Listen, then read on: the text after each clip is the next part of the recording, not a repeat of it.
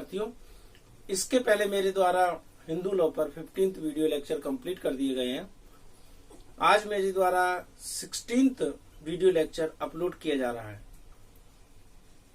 मैंने इसके पहले बताया था कि हु इज द कर्ता and define their position in a joint family and define the all of the rights of कर्ता। कर्ता किसे कहते हैं, उसकी एक संयुक्त परिवार में अवस्था क्या होती है और उसके अधिकार क्या होते हैं। आज मेरे द्वारा जो बताया जाना है वो मैंने यहां लिख रखा है, हु इज बंधु। बंधु किसे कहते हैं, हु इज बंधु and define their kinds with the all of provision related to सक्सीशन।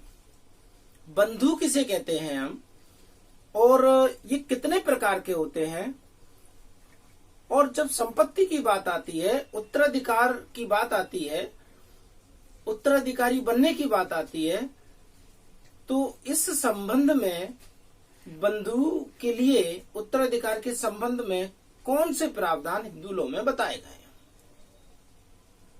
ध्यान रहे विद्यार्थियों, अगर आप सक्सीशन एक्ट 1956 पढ़ेंगे तो उसमें साफ स्पष्ट लिखा है जो प्रोविजन और जो काइंड्स मैं बताने जा रहा हूं उस संबंध में। तो सबसे पहले हम समझते हैं हु इज बंधु and define it's kinds with provision. बंधु किसे कहते हैं, उसके प्रकार और प्रावधान। नंबर फर्स्ट, डेफिनेशन ऑफ बंधु। बंधु की परिभाषा, काइंड्स उसके प्रकार। कितने प्रकार के हैं, आत्मबंधु, पितृबंधु, मातृबंधु, 3 प्रकार के। प्रोविजन फॉर सक्सीशन, हेरिटेबल बंधु। हेरिटेबल बंधु यानी उत्तराधिकार किन्हें प्राप्त होगा। ऑर्डर फॉर सक्सीशन, और उत्तराधिकार के लिए किस क्रम में इनको लाभ मिलेगा। चलिए, नंबर फर्स्ट, डेफिनेशन ऑफ बंधु। हु इज द बंधु। बंधु किसे कहते हैं विद्यार्थियों, मैं आपको बहुत ही सिंपल लैंग्वेज में समझाना चाह रहा हूं और अत्यंत सरल तरीके से समझाने की कोशिश कर रहा हूं।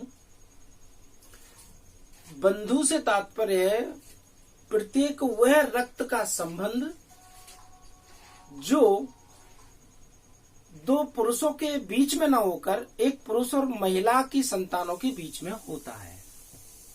यानी ऐसे रक्त से संबंधित व्यक्ति, ऐसे रक्त से संबंधित 2 व्यक्ति जो एक किसी पुरुष की संतान है और एक महिला की संतान है, और एक समय वो महिला पुरुष एक ही परिवार के सदस्य थे, उन्हें हम बंधु कहते हैं। बात समझ में नहीं आई। जहां तक मेरी जानकारी है आपको मेरी बात समझ में नहीं आई होगी। पुनः समझाता हूं और सिंपल लैंग्वेज में। चचेरा, ममेरा, फुफेरा, ये 3 तरह के रिश्ते बंधु कहलाते हैं।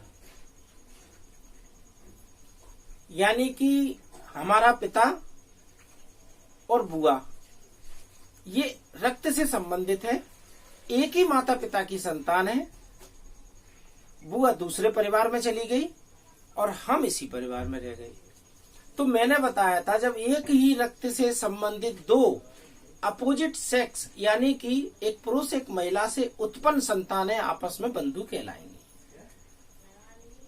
बुआ का बच्चा या बुआ के बच्चे, ठीक उधर हमारी माँ का भाई यानी ममेरे बच्चे, उधर माँ की सिस्टर के बच्चे यानी कि ममेरे, फुफेरे और मौसेरे। ये 3 तरह की संतानें आपस में बंधु कहलाती हैं। ठीक। काइंड्स, कितने प्रकार के होते हैं बंधु, 3 प्रकार के। आत्मबंधु 1, पितृबंधु 2 और मातृबंधु 3। आत्मबंधु से तात्पर्य हमारे बंधु, अगर हम अपने बंधु के बारे में चर्चा करते हैं तो उन बंधुओं को आत्म बंधु कहते हैं। हमारे आत्म बंधु कौन से होंगे? बुआ जी के बच्चे जो हमारे भाई या बहन हैं, मामा के बच्चे जो हमारे भाई या बहन हैं, या मौसी के बच्चे। ये तीनों ही बंधु हमारे भाई बहन कहलाएंगे और इन्हें हम आत्म बंधु कहेंगे, क्योंकि ये तीनों ही हमारे भाई बहन लगते हैं। यानी हमारे स्वयं के ममेरे फुफेरे मौसेरे भाई बहन आत्म बंधु। लेकिन अगर बात हम अपने पिता की करें तो अगर हम अपने पिता की बात करते हैं तो पिता के ममेरे फुफेरे और मौसेरे भाई पितृबंधु कहलाएंगे। जो हमारे भाई बहन हैं वो आत्म बंधु, और जो पिता के मौसेरे ममेरे फुफेरे भाई हैं वो पिता के पितृबंधु। अब उम्मीद करता हूं कि मातृ बंधु आपको समझाने की जरूरत नहीं है। मातृ बंधु से तात्पर्य जो माँ के ममेरे फुफेरे और मौसेरे भाई है वो मातृ बंधु। इस तरह 3 तरह के बंधु यहां बताए जा रहे हैं और मैंने आपको क्लियरली मेंशन भी कर दिया। आत्म बंधु हो गए, पितृबंधु, मातृबंधु। Provision for succession. Suppose that किसी लॉट ऑफ प्रॉपर्टी का मामला है और लॉट ऑफ प्रॉपर्टी किसको मिलती है? जो उत्तराधिकारी होता है। अब उत्तराधिकारी की जब बात चलती है तो कई सारे लोग आकर कोर्ट में खड़े हो जाते हैं कि साहब इनकी लॉट ऑफ प्रॉपर्टी पर हमारा अधिकार है, क्योंकि हम मौसेरे भाई हैं, हम ममेरे भाई हैं, हम फुफेरे भाई हैं, हम कजिन ब्रदर हैं, ऐसे कई सारे। तो अगर बात ये हो कि आत्म बंधु, पितृबंधु, मातृबंधु और ये तीनों खड़े हों तो इन तीनों में से किसे लिया जाएगा? तो ध्यान रहे, प्रोविजन फॉर सक्सीशन हेरिटेबल बंधु। हेरिटेबल बंधु यानी कि ये देखा जाएगा कि क्या ये बंधु वाकई में आत्म बंधु, पितृबंधु और मातृबंधु में से कोई है या नहीं।